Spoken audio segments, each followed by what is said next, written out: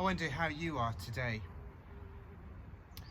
We're told that during this time of lockdown that it's important that we take time to focus on our physical, our mental, our emotional and our spiritual well-being.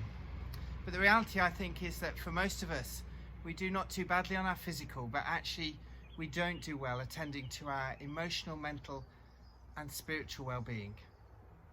As I've been talking to a number of people on the phone and by email and on Zoom, a number of people have mentioned about how they've managed to find new routines, new ways of filling their day, new things to focus on. And I think that's really important, that as we journey through these difficult times, these different times, that we find different ways of filling our time, different ways of using and exerting our energies. A number of you have talked about focusing on the garden, particularly in this nice weather. Some have mentioned about how you've managed to clean the kitchen cupboards. I must admit I've not got to that point at the rectory yet. But each of us find new and different routines, and it's that will help sustain us in these times.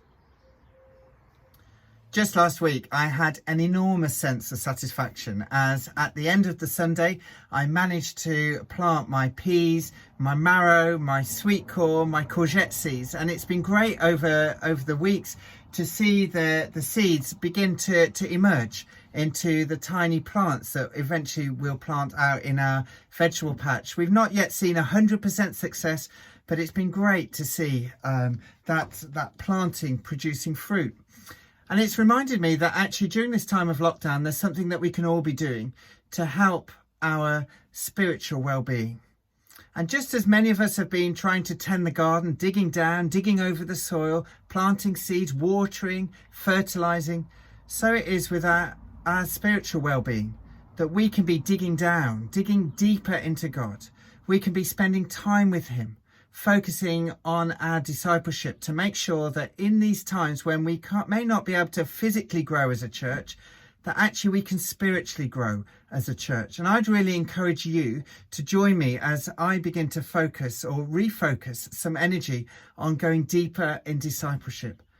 And it may be that it's about deepening our prayer life. It may be about deepening at the time we spend soaked and absorbing the scriptures.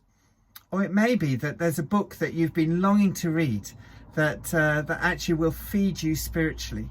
I'm going to be reading David Runcorn's spirituality workbook over these next few weeks. That's the book that those of you who attended the Lent retreat day that Paula Marie read, that's the book that she based a lot of the inputs on. Whatever it is, I'd really encourage you to use these times to go deeper in discipleship, to allow those roots of our spirituality to go deep into God.